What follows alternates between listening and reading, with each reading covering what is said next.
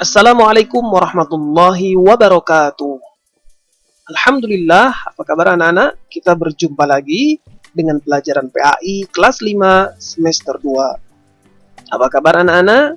Bapak berharap semoga kalian dalam keadaan sehat-sehat terus ya.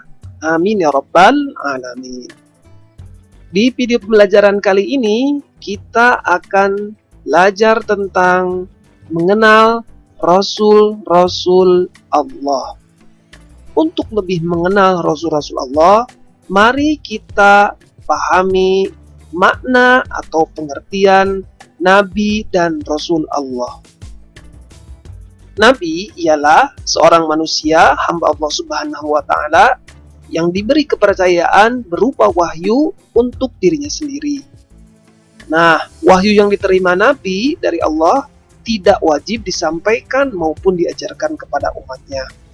Namun, Nabi tetap memiliki kewajiban untuk mengamalkannya. Sedangkan Rasul itu artinya utusan. Rasulullah artinya utusan Allah Subhanahu wa Ta'ala, yaitu orang yang menerima wahyu dan berkewajiban menyampaikan kepada orang lain atau umat manusia. Sebagaimana dijelaskan di surat Al-An'am ayat 48. A'udzu billahi minasyaitonir rajim. Wa ma nursilul mursalina illa mubashshirina wa mundzirin. Artinya, dan tidak kami mengutus para rasul melainkan untuk memberi kabar gembira dan peringatan. Ayat di atas menjelaskan bahwa Allah Subhanahu wa Ta'ala mengutus para rasul yaitu sebagai pemberi kabar gembira dan pemberi peringatan. Kabar gembira maksudnya menyampaikan janji Allah Subhanahu wa Ta'ala bagi orang yang menaati perintahnya. Rasul memberi peringatan yaitu bagi mereka yang ingkar kepada Allah Subhanahu wa Ta'ala dan Rasulnya akan mendapat balasan buruk yaitu neraka jahanam. Nabi dan Rasul itu adalah manusia biasa, laki-laki yang dipilih Allah Subhanahu wa Ta'ala untuk menerima wahyu. Sebagaimana manusia lainnya, Rasul pun hidup seperti kebanyakan manusia, yaitu makan, minum, jalan-jalan, nikah, punya anak, merasa sakit, senang, susah, semakin tua, mati, dan berbagai sifat manusiawi lainnya. Perlu anak-anak ketahui, jumlah nabi yang Allah utus, jumlahnya itu ada sekitar 124.000 orang.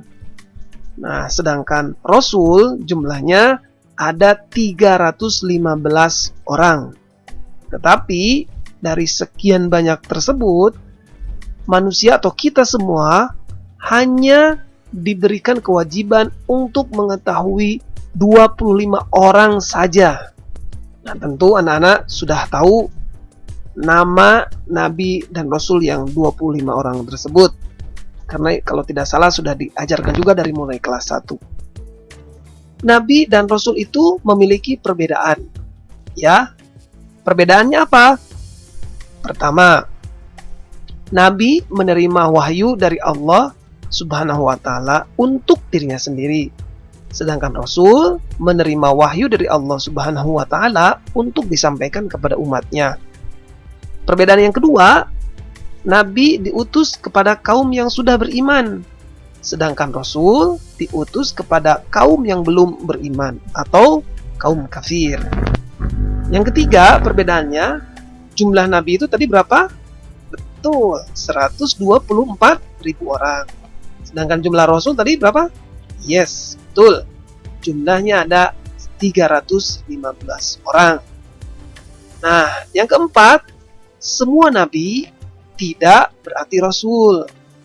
Tapi rasul sudah pasti nabi. Yang kelima perbedaannya, nabi hanya mendapatkan wahyu melalui mimpi. Sedangkan rasul dapat menerima wahyu melalui mimpi maupun melalui malaikat serta dapat melihat dan berkomunikasi secara langsung dengan malaikat.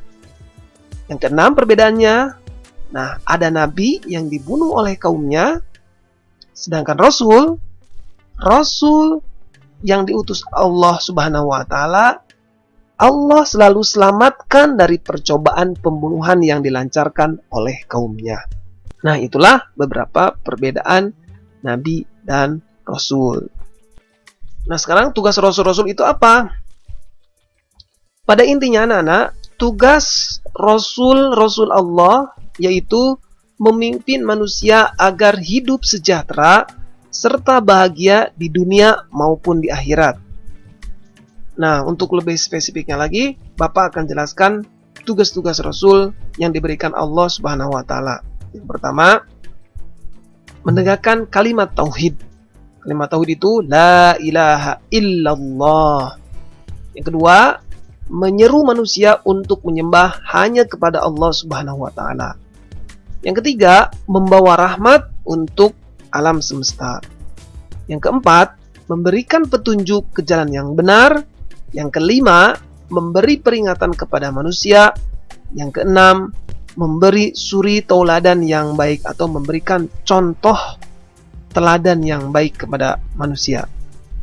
Agar tugas-tugas sebagai Rasul itu sukses dan berhasil, Allah Subhanahu wa taala memberikan sifat-sifat yang istimewa kepada para Rasul. Sifat-sifat tersebut dikenal dengan sifat-sifat wajib bagi Rasul. Artinya, sifat tersebut harus dimiliki oleh seorang Rasul. Sifat wajib bagi Rasul itu ada 4. Yang pertama, Rasul wajib memiliki sifat sidik. Artinya, jujur dan benar. Jadi, seorang Rasul selalu benar dalam perkataan maupun perbuatan. Mustahil dia berkata dusta ataupun bohong. Yang kedua, Rasul harus amanah. Artinya, dapat dipercaya. Seorang Rasul mustahil khianat. Dia wajib menyampaikan amanah Allah Subhanahu wa taala kepada kaumnya. Semua perkataan, perbuatan, dan tindakan Rasul harus benar dan tidak boleh ingkar janji. Yang ketiga, Rasul bersifat tabligh, artinya menyampaikan. Seorang Rasul harus menyampaikan pesan Allah Subhanahu wa taala kepada umat walaupun rasa sulit atau dianggap membahayakan. Rasul tidak boleh menyembunyikan sesuatu yang telah diberikan Allah Subhanahu wa taala kepadanya. Yang keempat, Rasul bersifat fatonah, artinya cerdas, pandai dan bijaksana. Seorang Rasul harus pandai dan cerdas akalnya, memiliki kekuatan berpikir yang tinggi, dan memiliki hati yang bersih atau akal budi yang tinggi. Maka dengan sifat ini, seorang Rasul dapat menyelesaikan tugas kerasulannya dengan baik. Selain itu, Rasul itu memiliki beberapa sifat mustahil. Sifat mustahil itu apa? Sifat yang tidak mungkin dimiliki oleh Rasul. Jadi sifat yang mustahil ini merupakan sifat yang berlawanan dengan 4 sifat yang tadi. Mari kita jelaskan satu-satu. Yang pertama, mari kita bahas satu-satu. Yang pertama, Rasul itu mustahil memiliki sifat kizib. Artinya, kizib ini bohong atau berdusta. Berarti sifat kizib ini lawan dari sifat sidik. Yang kedua, sifat mustahil bagi Rasul yaitu khianat, artinya tidak dapat dipercaya. Sifat khianat ini merupakan lawan dari sifat amanah. Yang ketiga, kitman, artinya menyembunyikan. Jadi sifat kitman ini merupakan lawan dari sifat tabligh yang tadi menyampaikan. Yang keempat, baladah, artinya bodoh. Jadi sifat baladah ini merupakan lawan dari sifat wajib fatonah. Nah, anak-anakku sekalian, itulah sifat-sifat yang wajib dan mustahil dimiliki oleh para Rasul utusan Allah. Tentu, sifat-sifat yang dimiliki oleh para Nabi dan Rasul tersebut merupakan modal yang diberikan Allah kepada para Nabi dan Rasul.